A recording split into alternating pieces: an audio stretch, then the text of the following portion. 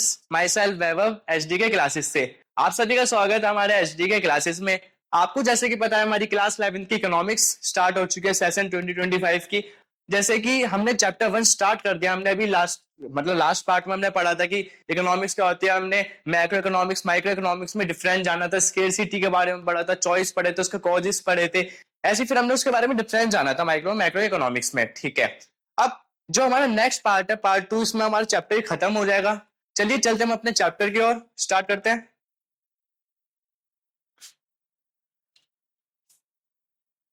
ये हमारा पेन।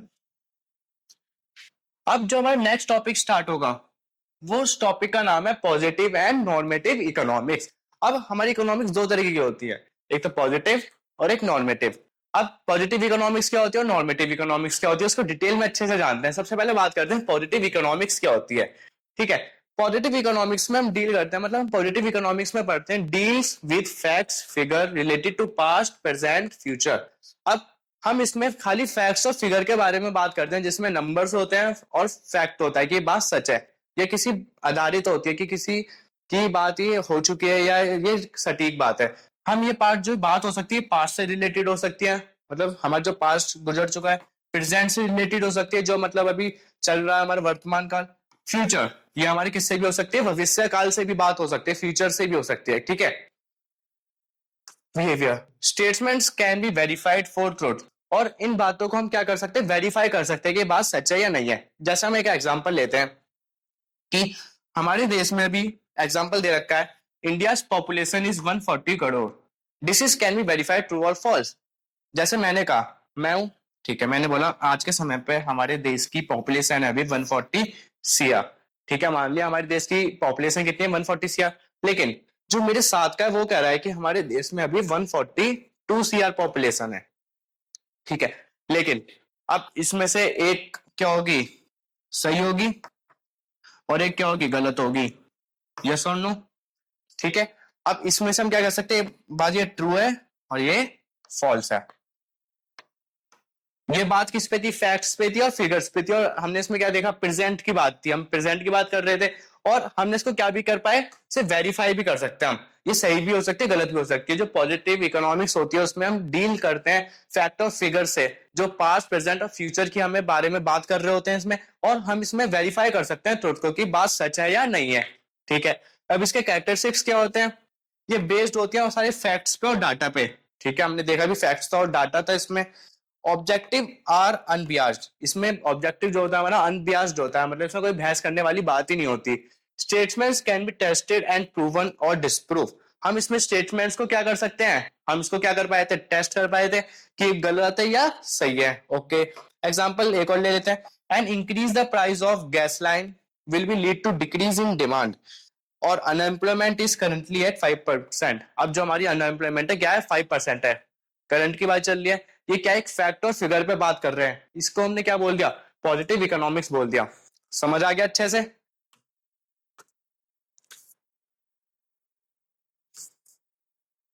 ऐसी आती है हमारी नॉर्मेटिव इकोनॉमिक्स। नॉर्मेटिव इकोनॉमिक्स क्या होती है, deals with opinion and value judgement, हम इसमें किसी के ओपिनियंस पढ़ते हैं और किसी के वैल्यू जजमेंट्स पढ़ते हैं। आपने देखा होगा कि जितने भी हमारे कई सारी इकोनॉमिक्स होते हैं सबकी क्या होती है, अलग अलग राय होती है। किसी को एक मुद्दे पे लेकर सबकी क्या हो सकती है, अलग अलग क्या हो सकते हैं, डिस ओपिनियंस हो सकते हैं, और कई बातें हो सकती है कि सबके मैच ना करें, तो हम उनको क्या बोलते हैं, ओपिनियंस बोलते हैं, वैल्यू जजमेंट बोलते हैं, जिसमें हमें पता चलता है व्हाट ought टू बी, क्या होने वाला है या क्या करना है। ठीक है, can not be verified as true और फॉल्स, और हम इस बात को ये भी नहीं कह सकते कि ये बात गलत है या सही है। जैसे कि मैं कहता हूं कि मैं बीजेपी को क्या करता हूं, सपोर्ट करता हूं, आप कहते हो कि हम कांग्रेस को सपोर्ट करते हैं। ये क्या थे, हम दोनों के ओपिनियंस थे, जिससे हमें क्या पता चला कि मैं बीजेपी को सपोर्ट कर रहा हूँ, आप किसको कर रहे हो, कांग्रेस को सपोर्ट करो, मेरी तरफ से वो सही है, आपकी तरफ से वो सही है। अब मैं कोई हमें या कैसे थोड़ी कह सकता है कि ये आप गलत कर रहे हो, ये गलत है, ये गलत है, नहीं, क्योंकि हमने क्या करा, हम सबके ओपिनियंस अलग अलग थे, इसलिए हमने क्या करा, हम दोनों को सपोर्ट करा। तो ये किस में आता है, हमारा नॉर्मेटिव इकोनॉमिक्स में आता है, जो डील करता है ओपिनियन से, वैल्यू जजमेंट से, about what ought to be, हम क्या करने वाले, क्या होने वाला है। Example, the government should stop old age pension, just an opinion. ये क्या था कि सरकार क्या करते है, ओल्ड एज जो पेंशन दी जाती है क्या हो जाए, बंद हो जाए। क्या था, किसी ने एक अपना ओपिनियन दिया था, किसी को रिलेटेड लेके, ओल्ड एज पेंशन को लेके। ठीक है। कैरेक्टरिस्टिक्स क्या आते हैं इसके, बेस्ड ऑन ये वैल्यूज पे बेस्ड करता है, ओपिनियंस पे बेस्ड करता है और बिलीफ पे बेस्ड करता है, हमारे विश्वास पे, ठीक है, हमारे क्या सोचते हैं हम। सब्जेक्टिव एंड ओपिनियन बेस्ड, ये ओपिनियन बेस्ड होता है कि इसमें सारी बातें क्या होती है, ओपिनियन से जुड़ी होती है। Statements can not be proven and disproven is a scientific sense, हम इस साइंटिफिक सेंस से क्या नहीं कर सकते, हम इसको ये नहीं कह सकते बात गलत है या सही है, ठीक है। एग्जाम्पल एक और, the government should increase social welfare spending, कि सरकार क्या करती है अपनी सोशल वेलफेयर से जो स्कीम्स होती है उनको क्या करते हैं, इंक्रीज कर दे, किसी का ओपिनियन था ये। आप सॉरी, आप progressive tax system is fair then a regressive one, हमें एक फेयर क्या बनाना पड़ेगा, टैक्स सिस्टम बनाना पड़ेगा, ये किसी ने क्या दिया है, एक ओपिनियन दिया है कि ऐसा किसी को करना चाहिए, ठीक है। आपने पढ़ लिया नॉर्मेटिव इकोनॉमिक्स और पॉजिटिव इकोनॉमिक्स। पॉजिटिव इकोनॉमिक्स किससे डील करती थी, फैक्ट्स एंड फिगर से, जो पास्ट प्रेजेंट फ्यूचर के बारे में होता था, जो क्या करता था हम उसको मतलब क्या कर सकते थे, वेरीफाई कर सकते थे तो ये बात क्या गलत है या सही है, और ये किससे, फैक्ट्स और फिगर से डील करती थी, ठीक है। लेकिन जो नॉर्मेटिव इकोनॉमिक्स है वो डील करती थी हमारी ओपिनियन से और वैल्यू जजमेंट से, हम इसको क्या नहीं वेरीफाई कर सकते कि ये बात सही है गलत है, ठीक है। ये किससे रिलेट करती है, वैल्यू जजमेंट से रिलेट करती है। ओके, चलिए आपको क्लियर हो गया होगा पॉजिटिव और नॉर्मेटिव इकोनॉमिक्स में अच्छे से। अब इसके डिफरेंस के बारे में बात कर लेते हैं। इसका डिफरेंस हो गया,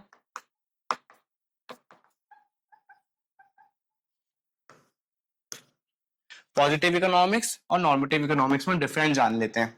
describe what is, what was and what will be, हम इसमें क्या पढ़ते हैं पॉजिटिव इकोनॉमिक्स में, कि क्या है, क्या था, क्या होने वाला है फ्यूचर में, ठीक है, ये सब पढ़ते हैं। ऐसे डिस्क्राइब इसमें हम क्या बोलते हैं कि क्या करने चाहिए, ठीक है, व्हाट ऑट टू बी, क्या करना चाहिए, ओके।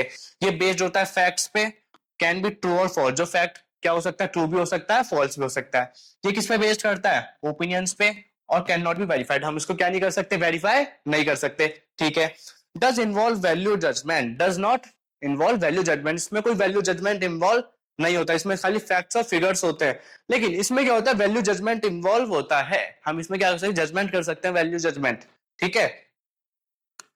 अच्छे से आपको समझ आ गया होगा।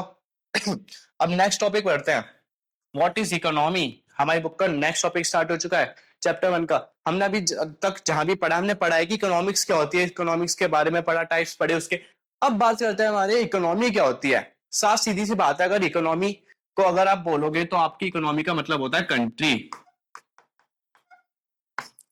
आपका देश। इकोनॉमी को ही कंट्री कहते हैं। आपको मतलब आप ऐसा मान लीजिए कि इकोनॉमी क्या है, हमारी एक कंट्री है, कंट्री ही इकोनॉमी है, ठीक है।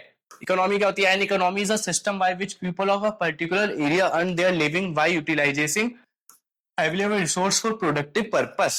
अब एक कोई भी व्यक्ति हो गया, इकोनॉमी क्या हो गई, एक कोई भी व्यक्ति हो गया जिसमें इकोनॉमी सिस्टम के अंदर, जैसे मैं हूं, मैं क्या कर रहा हूँ, टीचिंग कर रहा हूँ, तो मैं अपने रहने के लिए, रहन सहन के लिए क्या कर रहा हूँ, पैसे इकट्ठा, पैसा चाहिए होता है इन सब के लिए, तो पैसे कमाने के लिए हम क्या कर रहे हैं, टीचिंग कर रहे हैं और कई सारे काम करते हैं। कोई कारपेंटर का काम करता है, कोई मैकेनिक का काम करता है, वो क्यों करता है, बिकॉज वो क्या कर सके, अर्न कर सके अपनी लिविंग, अपने रहने के लिए कमा सके, ठीक है। पर्टिकुलर लिविंग किसके अंदर है, economy is a system, economy के अंदर जो एक सिस्टम बना रखा है जिसमें आप पैसे कमा सकते हो, अर्न कर सकते हो, किसके लिए, अपनी लिविंग मतलब रहने के लिए, रहन सहन के लिए, ठीक है।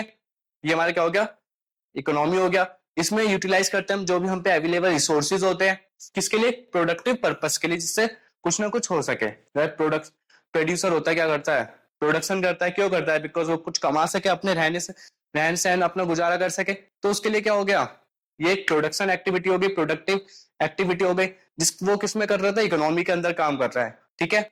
और एक और डेफिनेशन दे रखी है, economy is a system providing individuals, ये क्या प्रोवाइड कराता है, इंडिविजुअल्स को with the means to work, काम प्रोवाइड कराता है, and earn a living to satisfy their needs and wants, और उनकी सेटिस्फाई हो सके नीड्स और wants. They can do so through the process of manufacturing, consumption, investment and exchange. इसमें क्या क्या काम आता है, जैसे एक प्रोसेस ऑफ मैन्युफैक्चरिंग हो गया, कंजप्शन करना हो गया, इन्वेस्टमेंट करना हो गया, और किसी चीज का एक्सचेंज करना हो गया, ठीक है।